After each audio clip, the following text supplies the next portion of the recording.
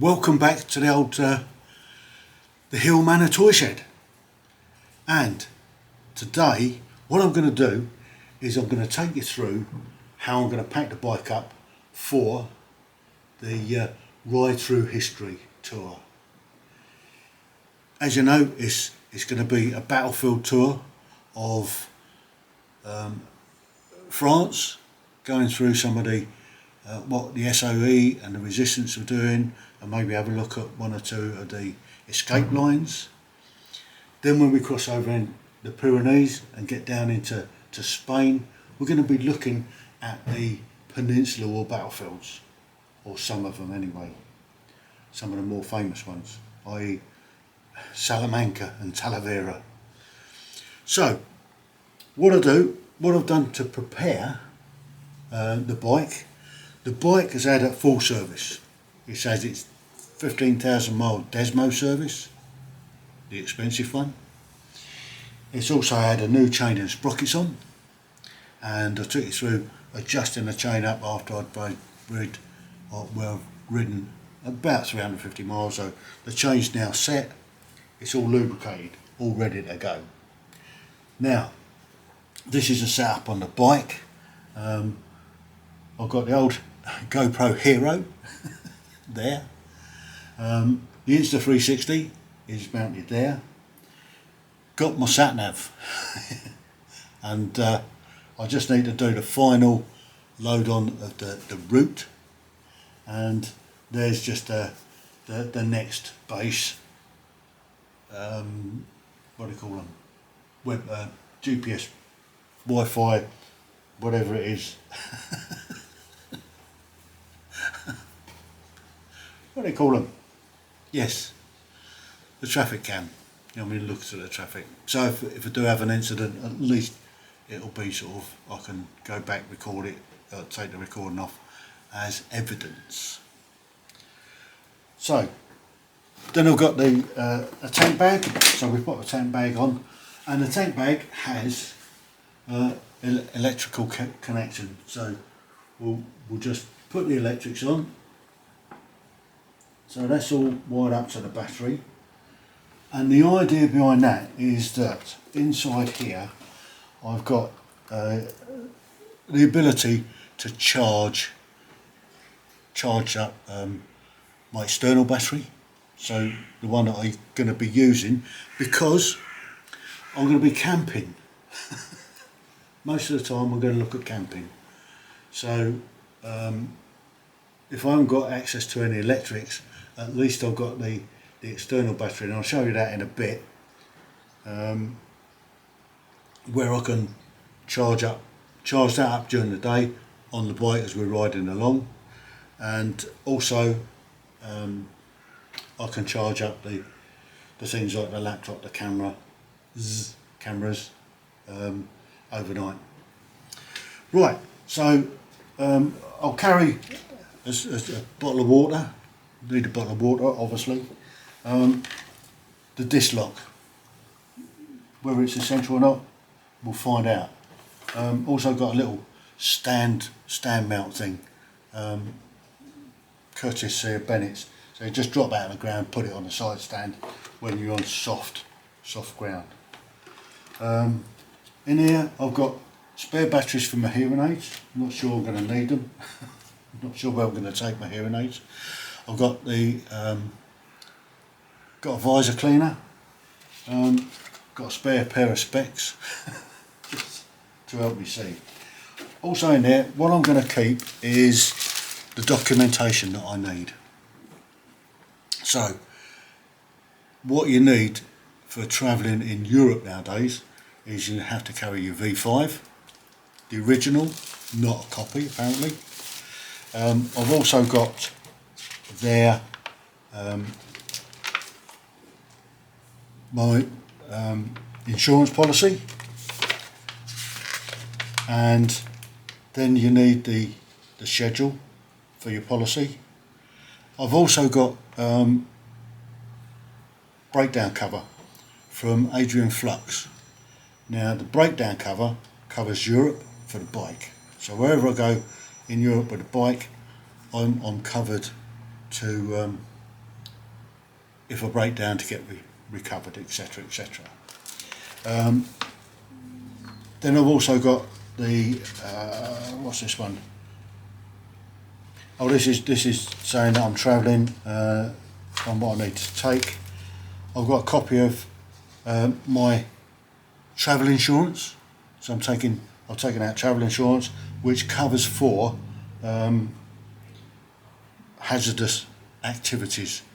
So according to Admiral or any pretty much insurance policy, travel insurance policy, they class anything over 125cc as hazardous driving or hazardous activity. A bit like snow and all the rest of it. So that's all the documentation, and that's what I need to take with me. So along with obviously my passport. Don't forget the passport, that could be a drama. Because I think what you have to do is you have to get your passport stamped. I know you have to get it stamped when you first arrive in France, eh? So when I arrive on a ferry, I have to get a stamp in the passport. Now, whether I have to get it stamped when I cross borders, something I'll have to check up and find out. But that's going to live in there. So that's my documentation. My passport will go in there, so it's to hand, or it might even be in my jacket when I go through the ferry. And so also I'll keep the charging battery in there, and anything else I could charge my phone up, etc. So that's the bike sorted out. Next we're going to look at the panniers. So let's have a look at how I pack the panniers and what I put in the panniers. Right, now we're going to look at how and what I'm going to put in my panniers. So I've got two panniers, and I'm just going with the panniers. I'm not going to go with the top box, and I'll show you for why in a bit. However, what I need to take and where I'm going to put stuff is crucial to this trip, obviously. So with that, let's just get down. This is always a challenge, getting down on the deck. So let me get down here. Okay, so this is the stuff laid out. This is the right hand pannier, and it's the one that sits underneath the the exhaust. So it's a slightly smaller one. So in here I'm going to be taking there's a one-piece suit there, which is waterproof, which is essential. If we get a downpour, I can whip that out and stick it on, and hopefully I'll be fairly dry. Then there's the obligatory stuff you need to take: high-vis jacket, first aid kit, Alco proofs. I think these ones are out of date. I might have to get a new pack on the boot.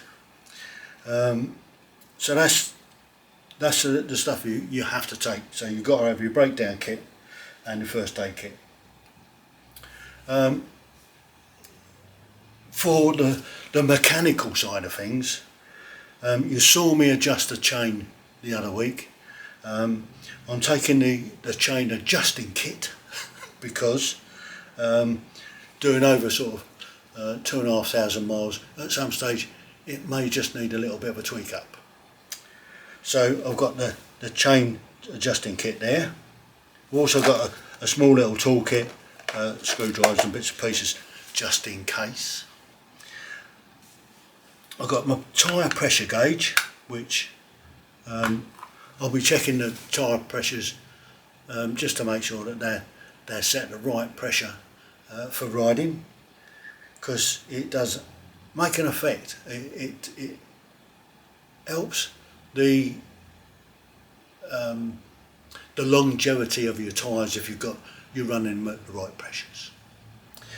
Then I've got a pump, little electrical pump that works great. I've got some lube, little tin of lube for the chain, and obviously a little bit of the old WD-40 never goes amiss. So that's what will be. Oh, and I've got sort of the working gloves, and I've got a helmet cover and a hat, and 2 pair of spare gloves. So that's what will be packed in this side, on the right hand side pannier. Then on the left hand side pannier will be my waterproof trousers, because I'm planning on riding in Kevlar jeans, because it's likely to still be quite warm down there, etc, etc. If it does, I'll check the weather each day. If it looks like it's going to be a wet day, then I'll just start the day with them and then put the jeans in there. And then I'm going to keep all my camera equipment in there as well, so it's locked up when I'm not using it. So I've got the two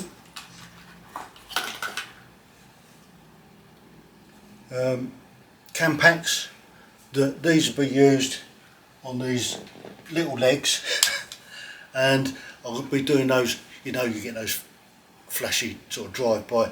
It's all, you're coming towards it and then click and you're going away from it.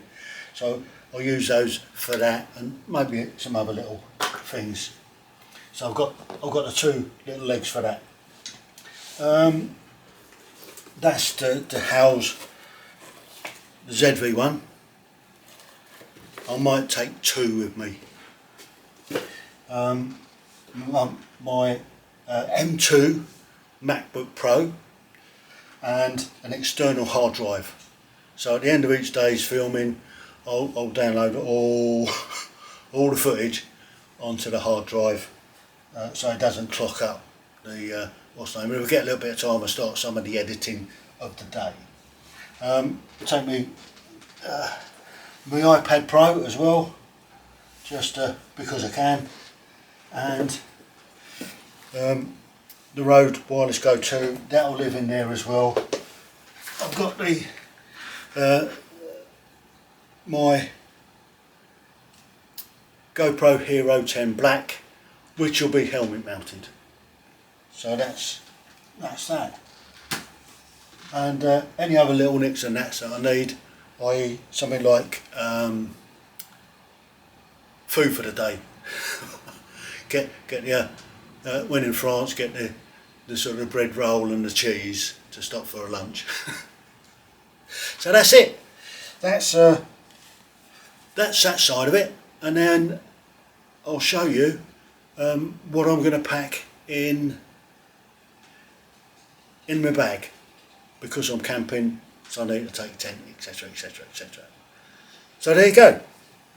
Okay, now we come on to my bag. I decided not to take the top box, and the reason I've taken that decision is the top box makes the back of the bike very heavy. Once you've got stuff in there, doesn't make it overly comfortable. So I'm going to take a bag instead and add the weight a little bit further forward, just to make life easier on myself. So this is how I'm going to be packing it. So get down again. So what I've got is my old Musto sailing bag, 50 litres. That's plenty. Now what I'm going to pack in there is I've got the tent.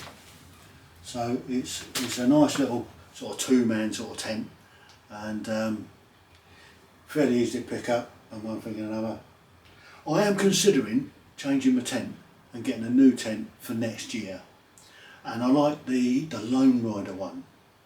I don't know whether you've seen it. It's a nice tent, but it's also got a garage, so you can park the bike in there with you. So I'm thinking about that, but they're quite expensive. But it's a really, really good tent. Also in the bag, I've got little thermarest courtesy of the Queen. I had that, and that's travelled with me quite a bit, actually, quite a bit, in foreign climes where it's hot and dusty and miserable, and I've been travelling around, and it just takes the lumps out of the ground. Trusty old green maggot sleeping bag, so that's going as well. For in the middle of the night, I don't want to get up, I've got these are brilliant. These are emergency mini toilets. So you get up in the middle of the night, have a pee in one of those, and then you can dispose of it discreetly. Little camp chair, essential. With my back and all the rest of it, difficult sitting on the ground and getting up again. Also in the bag, I should be packing my wet weather boots in case it gets the weather gets really inclement. Then I've got when I go for a shower and stuff, I've got the old flip flops and the bag for the my washing kit in there. So that's basically what I'm packing, and also in there I'll go a couple of changes of clothes. Most of the time I'll be wearing riding gear, so I'll have a spare pair of trousers, obviously, a couple of t-shirts, changes of underwear, and I'll be washing out on the way. So that's pretty much all the stuff that I'm going to be taking on the trip.